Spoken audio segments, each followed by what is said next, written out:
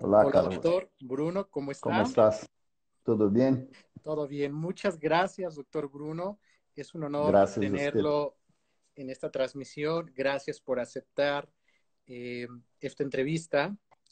Y Ajá. bueno, pues el doctor Bruno Guimarães es un doctor pionero de la electroestimulación en Brasil desde 1986. Y Isso. él ha diseñado varios prototipos también de aparatos de electroestimulación. Así que para ir Uhum. iniciando, bueno, doctor, me gustaría saber cuál es su formación académica y cómo llegó al área de la electroestimulación. Bueno, muchas gracias por invitarme acá para falar com México, ¿no? Eu sou fonoaudiólogo, mi formação no Rio de Janeiro, formei em 1983 e vim para cá, para minha cidade, Fortaleza, onde vivo desde 1984. E conheci minha mulher, que é uma fisioterapia, e passei a entender melhor a eletroestimulação. Eu vi que era uma possibilidade muito interessante para ser aplicada em la fonoaudiologia, principalmente na época em pacientes com problema de voz, não? E com o passar do tempo, a compreensão também da aplicação da técnica, eu passei a aplicar em motricidade orofacial e disfagia também, não? Então, desde 86 que eu aplico a eletroestimulação. Muy bien, doctor. ¿Y nos puede decir qué es la electroestimulación? Bueno, la electroestimulación es una técnica muy versátil, ¿no? Que na fisioterapia es usada mucho para trabajar las condiciones de las dolores y para también la producción de la fuerza, ¿no? Muscular.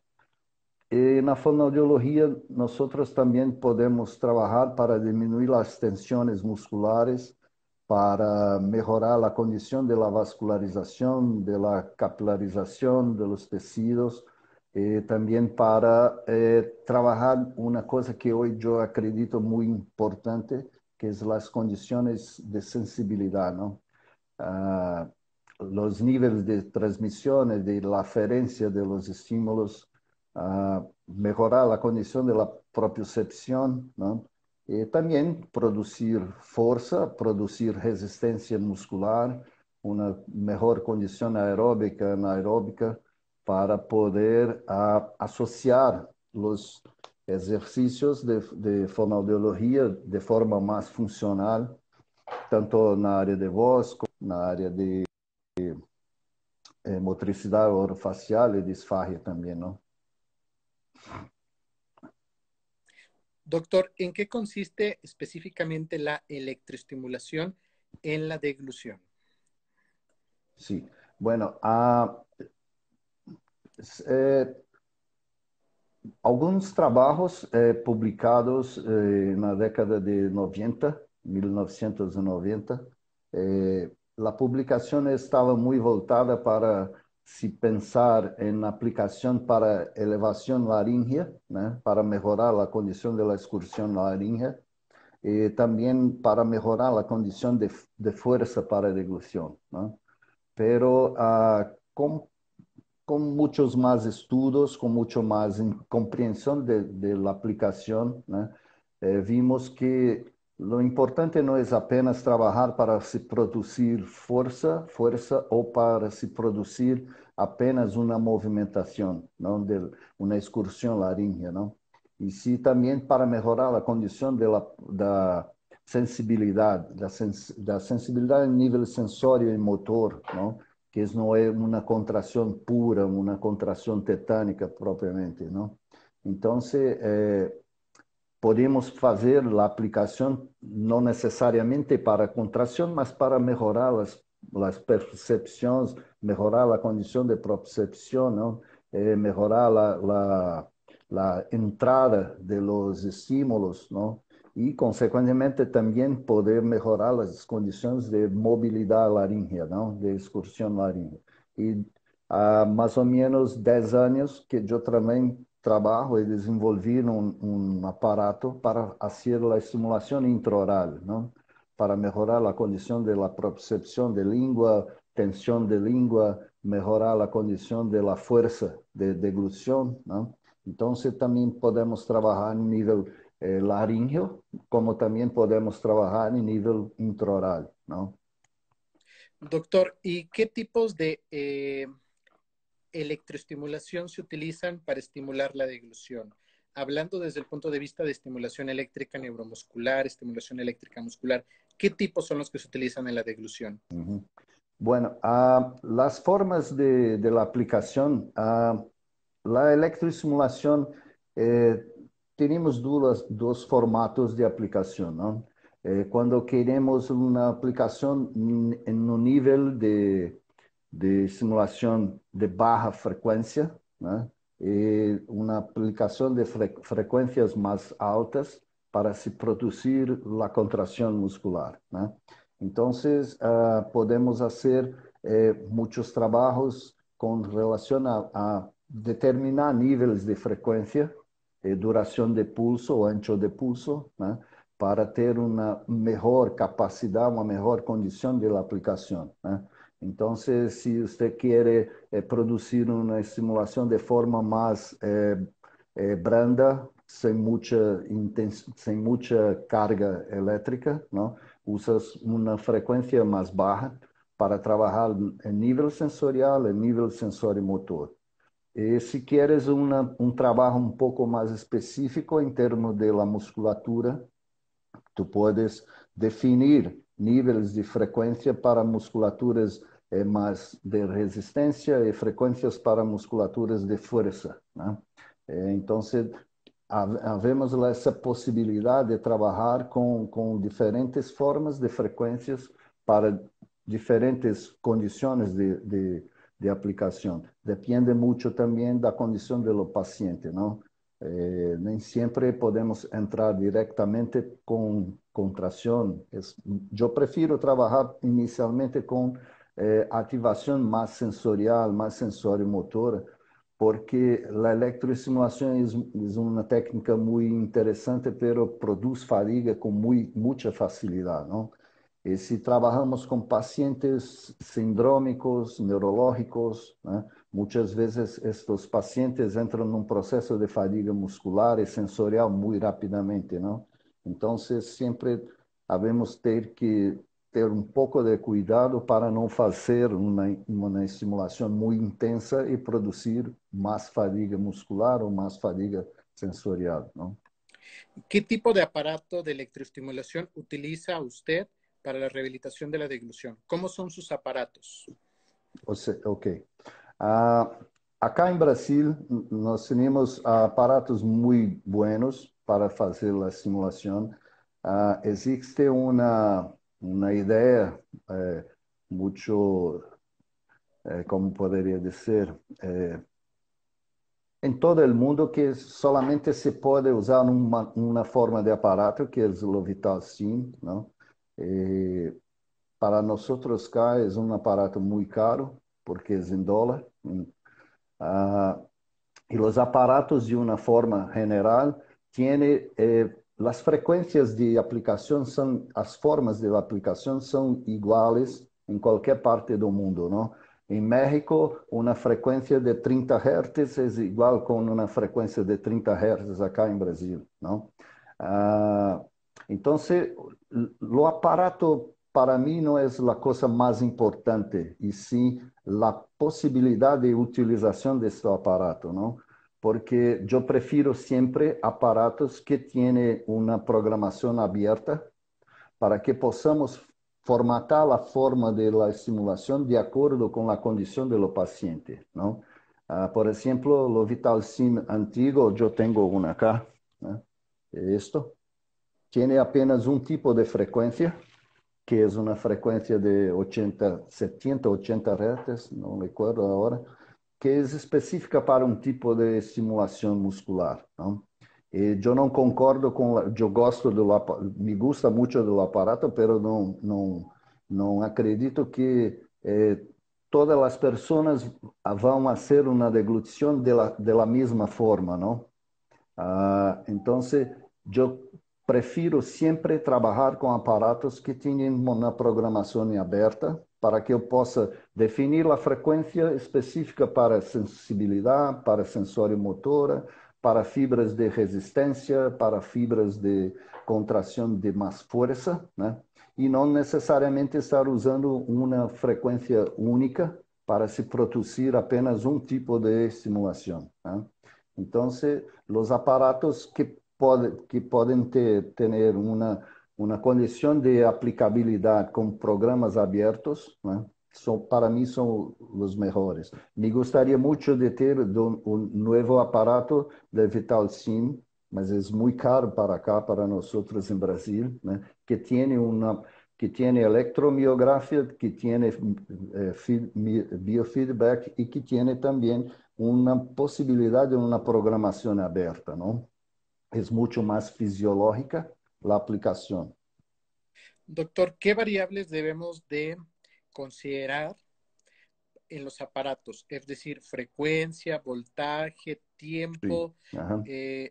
¿Cuáles son los variables que debemos de tener en cuenta? Sí. Si usted pretende hacer una simulación más sensorial, usted necesita de una frecuencia más baja, una duración de pulso o un ancho de pulso más estrecho para poder hacer una estimulación más superficial, una estimulación que sea más, ¿cómo podría decir? Mas no nível de aferência mais eficiente, não? À medida em que nós vamos aumentando mais a frequência, crescendo em la frequência, por exemplo, uma frequência de 5 Hz é uma frequência muito interessante para estimulação sensorial, né? Um ancho de pulso entre 150 microsegundos ou milissegundos, em termos sensoriais, é mais eficiente. Se você quer uma estimulação em nível mais sensório-motor, uma frequência entre 10 e 18 Hz é mais interessante porque você produz shaking na musculatura, tem uma ativação sensorial também muito interessante, né? E um ancho de pulso que deve variar entre 150 e 200 milissegundos, não? Si quieres una contracción de fibras lentas, fibras tipo 1, ¿no? Las frecuencias entre 20 y 40 Hz son las mejores, ¿no? Yo me gusta mucho de trabajar con una frecuencia de 30 Hz porque no sobrecarrega de manera muy intensa la musculatura, ¿no?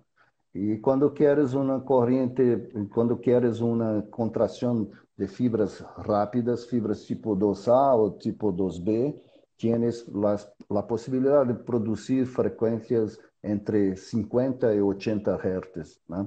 E um ancho de pulso um pouco mais estrecho, entre 150 e 250 milissegundos, né? Para justamente poder trabalhar de forma mais adequada a condição metabólica, mitocondrial, melhorar a condição de explosão muscular ou de melhorar a própria condição de la resistência muscular, não?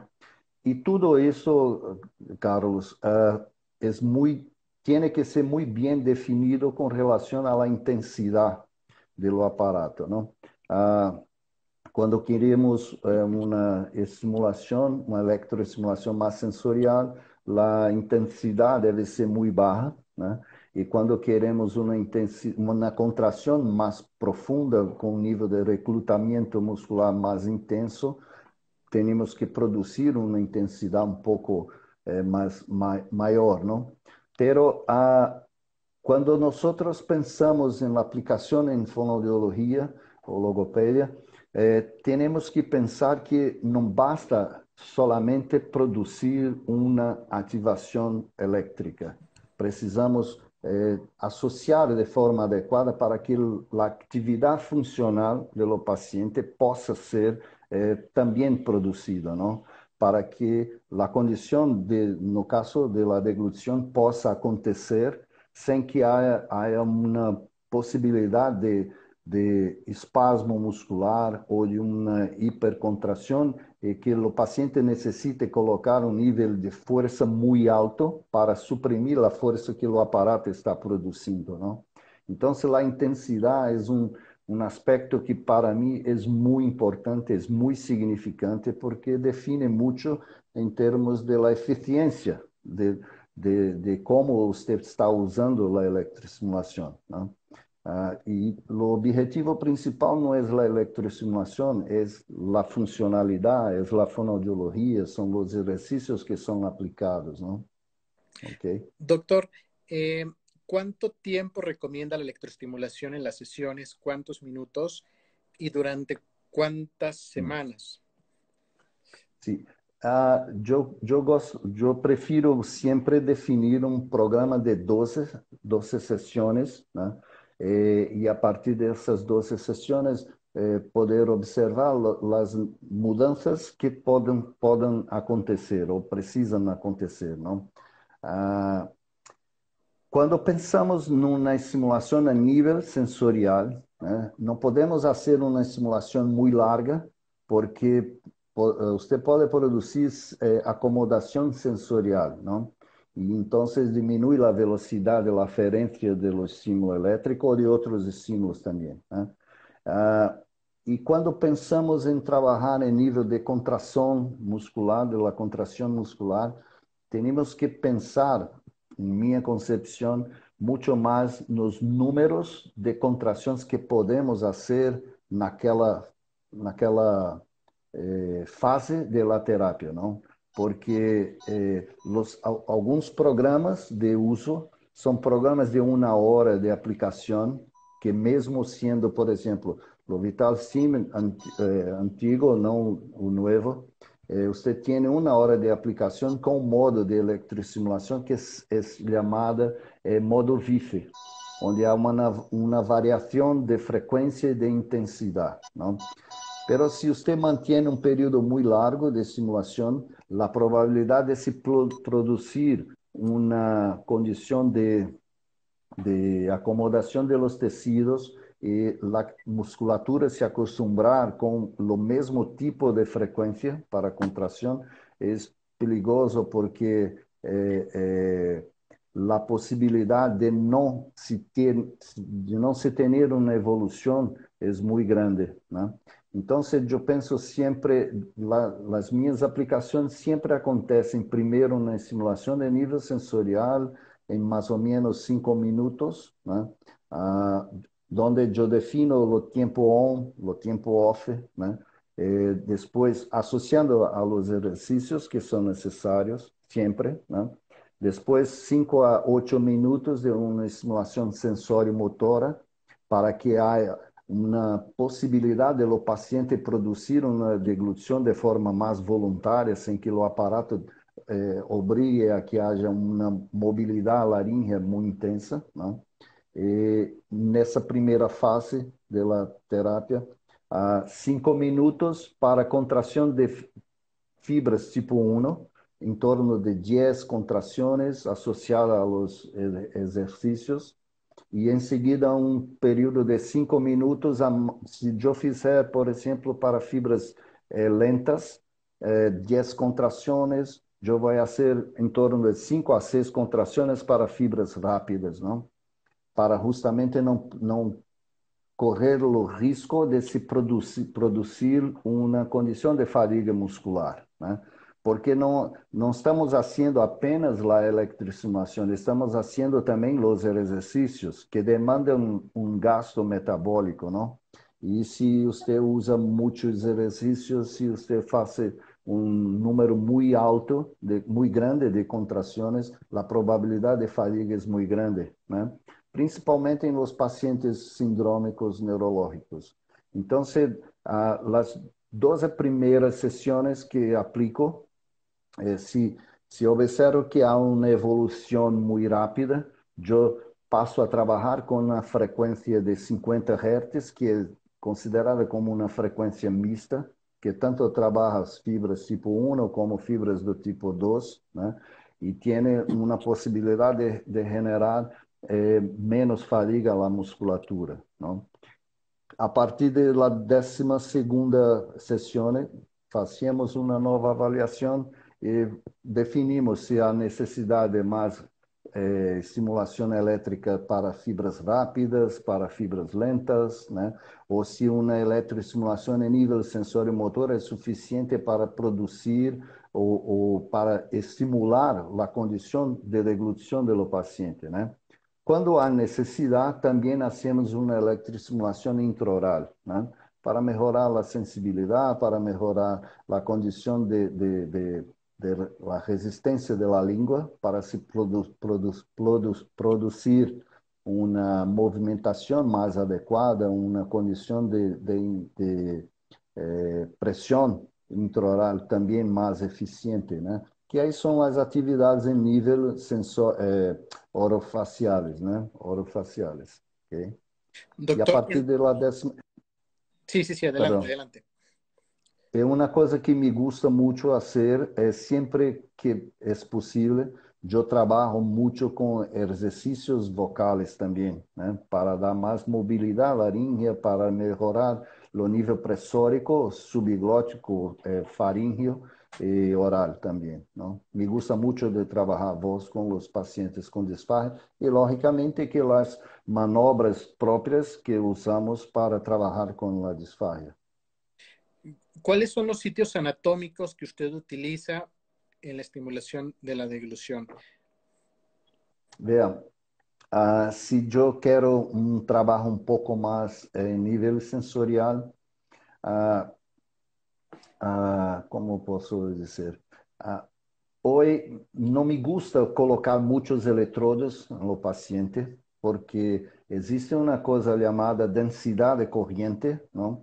Que muitas vezes, quando trabalhamos com vários canais, 2, 4 canais, dependendo do aparato que o profissional tenha, podemos produzir uma carga de intensidade muito variante em las partes, não? Mas basicamente é muito importante que a estimulação esteja na região submandibular, né?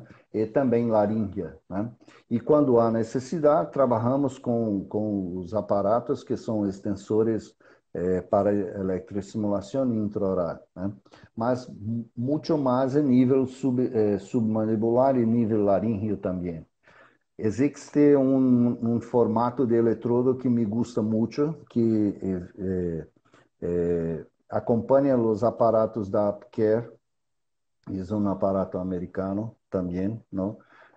Que é de uma forma um pouco triangular, né? Que se adapta muito bem à região submandibular e laríngea. Então, você tem apenas um nível de intensidade para a estimulação de 2 grupos, de 2 áreas, né?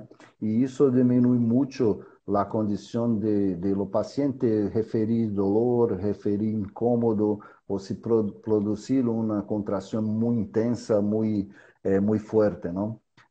Eu prefiro hoje trabalhar com poucos eletrodos, né? E posicionando numa forma que seja muito anatomicamente eficiente, não? Okay? Doctor, Em alguns casos também devemos fazer uma estimulação extraoral, não? Pero com muito cuidado, porque temos músculos de vários formatos e para várias funções da cara, não? Então, se eu coloco um eletrodo muito largo na cara, consequentemente, eu posso estar trabalhando com um músculo que vai produzir uma descida, ou trabalhando simultaneamente com o músculo que vai trabalhar a elevação de uma parte da cara. Então, a colocação dos eletrodos precisam ser muito precisas para se fazer uma estimulação muito bem focada, muito bem dirigida, para que não haja uma simetria na condição facial, não? doctor, ¿cuáles son las contraindicaciones de la electroestimulación? Bueno, há algumas, né? Pacientes que são portadores de pacemaker, né? Pacemaker marca-passo, né? Não se deve usar, apesar de que muitos neurologistas hoje piden para que se use la electroestimulación en esos pacientes, porque muchas veces o marcapasso está na região do pecho, não? Então, não há uma proximidade entre laringe ou submandibular para aplicação de eletro. É sempre bom ter um pouquinho de cuidado para não se comprometer, não? Ah, estados febriles não se deve usar a eletroestimulação. Alguns pacientes, por exemplo, pacientes com ela, se vai ser a aplicação, é bom, interessante ter muito cuidado na forma de se fazer a eletroestimulação. Alguns pacientes com nível cognitivo muito baixo não é adequado, pero a aplicação da eletroestimulação pode ser feita de uma maneira mais específica para se garantir uma condição do atrofismo muscular, não? E de se manter um nível de sensibilidade mais adequado, tá? Mesmo que esse paciente não seja um paciente funcional ou um paciente cognitivamente atento, não? E basicamente essas contraindicações, pero como eu tenho muita experiência, eu não considero muitas contraindicações, não? Eu sempre falo que se a pessoa entende bem a eletrofisiologia, né, a possibilidade de uso se torna muito melhor, muito mais interessante, porque você passa a ter mais cuidado na forma de aplicação, não? Então, mas para quem não tem tanta experiência, é sempre bom tomar alguns cuidados, não? Doctor, en los pacientes que tienen convulsiones y en los pacientes que tienen antecedentes de cáncer en la región laringea, faringea, ¿qué opina al respecto? Isso. Los pacientes que têm convulsiones, eu prefiro não aplicar, tá? Talvez seja a única condição que hoje eu prefiro dizer não aplico eletroestimulação. Eu tenho muito medo que a eletroestimulação possa desencadear ou iniciar um processo de convulsão, né? Com relação a pacientes com câncer, se o câncer está totalmente extirpado, né, salido, operado, né, não vai ser muito problema. O cuidado que tem que se ter é com relação à forma de aplicação, porque se é um paciente que tem uma região muito fibrosada, né, você não pode usar uma eletroestimulação para produzir contrações musculares, não? Tem que trabalhar num processo de diminuir a condição de fibrose, né? E melhorar a condição de vascularização, de oxigenação de los tecidos, né? Para poder dar mais mobilidade tecidual, né? Existem alguns trabalhos em Estados Unidos, Coreia do Sul, Japão. Como se diz Japão? Corea del Sur y Japón. Japão. Em Japão, que tem comprovado, e temos acá em Brasil também, no Rio Grande do Sul, uma chica fonoaudióloga, a Emily, que está fazendo um doutorado agora sobre eletroestimulação em pacientes que foram operados de câncer, não? Em alguns pacientes que têm câncer de laringe, câncer de faringe, e está sendo um trabalho muito interessante, baseado em alguns trabalhos de Japão, de Coreia do Sul, dos Estados Unidos, Inglaterra, também, que mostra que a aplicação sobre a região do tumor, né, não é o ideal, né? É preferível uma aplicação em pontos distintos ou distantes para melhorar a condição, principalmente de dolor. Um paciente com câncer laríngeo, você não tem muito que fazer contrações musculares, não? Então, é muito mais no sentido de diminuir a possibilidade de dolor antes da cirurgia, né? Acá em Brasil não há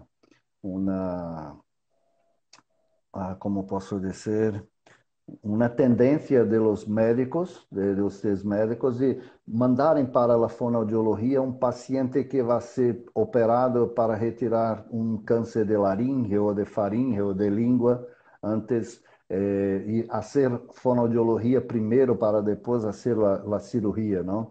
Primeiro hace a cirurgia, a quimioterapia, se for o caso, a radioterapia, para depois se fazer o trabalho fonoaudiológico, não?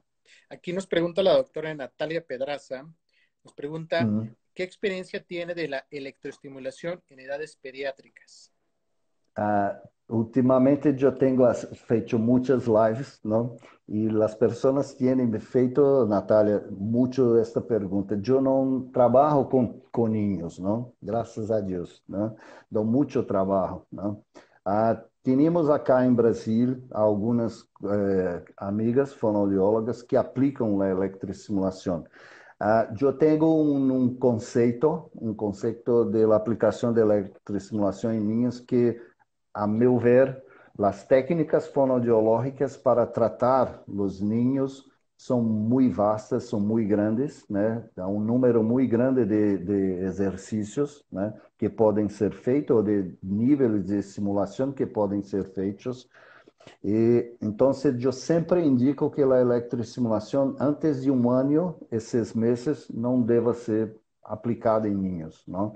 A partir daí, num nível um pouco mais sensorial, mais sensório-motor, poucas contrações, muito cuidado, porque é uma experiência, o estímulo elétrico é uma experiência, a princípio, muito desconfortante, muito dolorosa para algumas pessoas, né? Principalmente quando se aplica em intensidades muito variáveis, não? Então, eu prefiro sempre, se vai fazer a aplicação em ninhos, depois de um ano e 6 meses, é uma idade bastante razoável para aplicar. Dependendo também do nível de patologia de base que o niño apresente, não? A aplicação em fonoaudiologia em ninhos é um pouco diferente da aplicação em ninhos na fisioterapia, não? A fisioterapia é muito mais aplicada para os membros inferiores, membros superiores, para melhorar a condição de mobilidade ou diminuição de los espasmos musculares. E a região de cara e de coelho é um pouco mais complicado para se trabalhar com ninhos, não? Doctor, aquí nos pregunta Andrea si nos puede hablar sobre los tipos de corrientes. Assim, na realidade, hoje se trabalha muito, se habla muito sobre correntes de analgesia e correntes de contração muscular, não? As correntes que me gusta aplicar hoje, eu aplico muito a corrente australiana, AUSI, né? Que é uma corrente de uma amperagem, do nível de portadora de 4.500 Hz, né? Que tem menos implicação em las terminações nervosas periféricas, né? Então, você tem mais penetração com menos intensidade e me gusta muito quando eu preciso trabalhar em contrações musculares mais profundas, ter um nível de contração mais intensa, não? Porque eu não vou precisar de muita intensidade para produzir essas contrações. Pero quando trabalhamos em fonoaudiologia, a condição de la estimulação sensorial é muito importante também. Então, a forma de la estimulação, me gusta muito trabalhar com o modo FES, que é a eletroestimulação funcional, né? Onde você tem uma corrente ou uma forma de aplicação de baixa frequência, né? De portadora baixa, e, consequentemente, tem um nível de impedância muito maior. Então, se você coloca muita intensidade, vai produzir dolor ou uma contração que não deve acontecer, se o caso for de não se produzir contração, não. Então, tem a corrente, o modo FES, não é uma corrente, é um modo, né? Acá em Brasil, chamamos de eletroestimulação neuromuscular, né? Na Europa, Estados Unidos, é EMS, né? Eletroestimulação neuromuscular, mas com o E invertido, não? Ah, Temos a corrente russa, né, que é uma corrente de média frequência, que é muito usada para contração muscular e hoje é muito usada na fisioterapia para se trabalhar força muscular. Mas como disse antes, como os aparatos que temos acá são aparatos de programação aberta, eu posso fazer as programações para trabalhar diferentes tipos de contração, não? Então, se o paciente tem necessidade de uma simulação sensorial mais intensa, mesmo para se trabalhar com contrações, me gusta de trabalhar com o modo FES, né? Se eu preciso de uma estimulação mais profunda, com menos impactação do sistema sensorial, eu prefiro usar a corrente australiana ou a corrente russa também. Depende do momento da estimulação. Existe uma corrente que eu não aplico, chamada eletroestimulação interferencial, não? Não aplico o modo interferencial, mas me gusta trabalhar com a posição dos eletrodos, como se trabalha com essa, quando as pessoas que usam a interferencial costumam aplicar, não? Doctor, Então, são TENS, FES, ALCE, australiana e russa. perfecto, doctor. Aquí nos preguntan si está contraindicada la electroestimulación en pacientes afásicos con eventos vasculares cerebrales isquémicos. No, mucho pelo contrario. La grande mayoría de los trabajos de la aplicación de electroestimulación son en pacientes post-AVC, né, acidente vascular cerebral, pacientes afásicos também, principalmente quando há uma perda de sensibilidade, não? Varia muito da necessidade do paciente, não? A princípio não há uma grande contraindicação para a aplicação. O feeling do terapeuta é muito importante para saber se é o momento certo da aplicação, né? Mas nesses casos não há nenhum tipo de contraindicação, até mesmo porque muitos pacientes pós-AVC apresentam uma condição de disfagia, né? Muitos trabalhos publicados em Estados Unidos, aí em México também, né, são em pacientes pós-acidente vascular cerebral. Doctor, ¿qué opina al respecto de las marcas de electroestimulación que hay en el mundo? Como por ejemplo VitalSteam, VocaSteam, etcétera. Uhum. As frequências são universais, não? As formas de aplicação podem variar de empresa para empresa, não? Pero, como disse antes, 70 Hz em México e 70 Hz acá em Brasil, né? Em Espanha, em Argentina, Itália, depende, não? O que modifica é a forma de onda, né? Por exemplo, o Vital Cimentírio é um FES, tem 1000 Hz de portadora e uma modulação de até 80 Hz de frequência, né? E uma variação de frequência e de intensidade, né? Que acá em Brasil chamamos de VIF, né?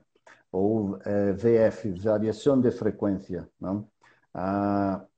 As marcas trabalham muito para ver quem vende mais, quem consegue mais clientes, não? Pero se você tem um aparato que tem corrente modo FES e TENS, né? Não há diferença em nenhuma parte do mundo. A propaganda, a forma de expor o aparato, que torna muitas vezes o aparato de momento, não? Pero as formas de aplicação dos aparatos é que precisam ser melhor compreendidas, entendidas, para que haja uma melhor condição de aplicação, não? Doctor, Okay. ¿cuáles son los mitos de la electroestimulación? Muito boa pergunta. Muitos mitos é que não se pode aplicar porque se produz fadiga muscular, ou que se pode produzir cinesias, ou que se pode produzir espasmos musculares, não? E eu sempre falo que si usted entiende la electrofisiología y cómo esta electrofisiología va a funcionar en términos de fisiología muscular, neurológica, ¿no? Es un casamiento perfecto, ¿no? Porque la combinación es muy interesante, ¿no? Cuando comencé a usar la electroestimulación, yo hablaba con mi mujer que los manuales de los aparatos siempre decían que muchas contraindicaciones, ¿no? Y yo preguntaba a ela, ¿cómo usted en la fisioterapia utiliza un aparato que solamente tiene contraindicaciones, ¿no? Mas não são contraindicações, são cuidados e contraindicações também. Pero se você entende a forma de aplicação, a condição da eletrofisiologia, fica muito simples de aplicar, fica muito fácil de aplicar, pero não é tão fácil como muitas pessoas pensam que deva ser a eletroestimulação. O tipo de eletrodo, a aplicação, o posicionamento do eletrodo, né? A escolha da melhor corrente que você pode usar, né? São aspectos muito importantes para a aplicação, né? Doctor, ¿nos puede Os hablar mitos sobre estão Os mitos estão cada vez mais sumindo, não? Desaparecendo, não? doctor, ¿nos puede hablar sobre los tipos de electrodos que hay? Sim. Existem os eletrodos de silicone, né? Que são negros que há necessidade de aplicação de gel condutor, né? Que são necessitam ser fixados com fita adesiva, esparadrapo.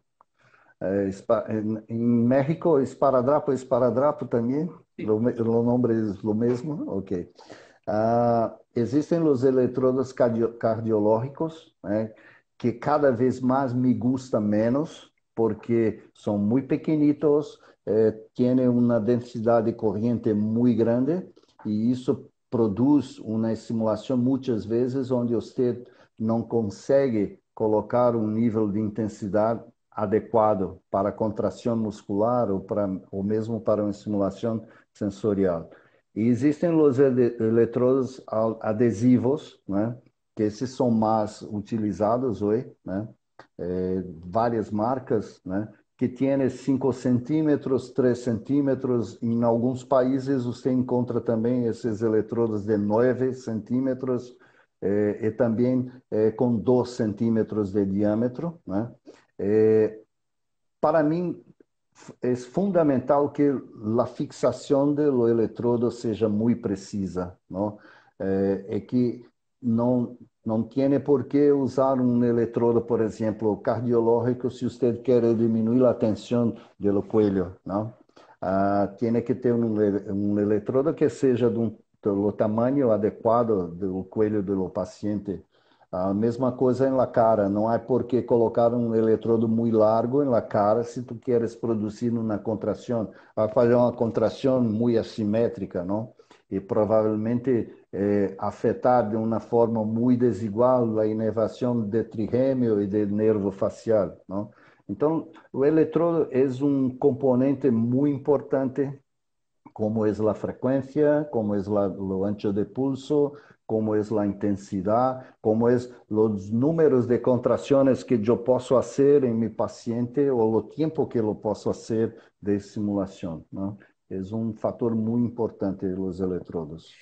¿Cuál es el mejor consejo que le puede dar a los médicos foniatras, a los terapeutas de lenguaje, a los fonoaudiólogos, a los logopedas con respecto a la electroestimulación de la deglución? Estudem bastante a eletroestimulação, ¿no? Assim, principalmente os fonoaudiólogos e logopedas, né? Primeiro, nós temos que ser buenos fonoaudiólogos e logopedas, entender, né? Como se trabalha a disfagia da melhor maneira possível, né? Estar muito atualizado com as coisas, com os trabalhos, com as pesquisas, né?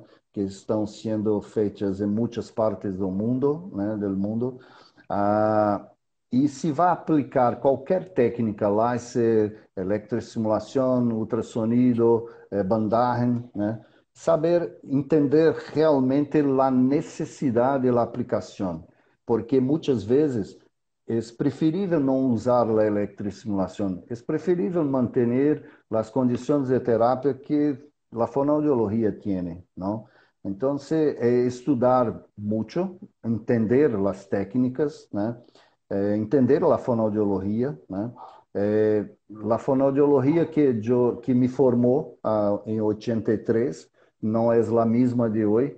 Hoje temos muito mais capacidade de estudo, de pesquisas. Os exercícios que usamos hoje têm muito mais embasamento, muito mais conhecimento fisiológico. Então, é fundamental que haja muita pesquisa, estudos, né? E para que possa cada vez mais a fonoaudiologia evoluir, a logopédia poder evoluir e também entender melhor e perceber que a aplicação da eletroestimulação não é apenas para contração muscular, não? Que tem uma gama muito grande, né, de possibilidades de aplicação. ¿Okay? Muy bien, doctor. ¿Cuál usted cree que sean los puntos claves en la electrofisiología para la electroestimulación?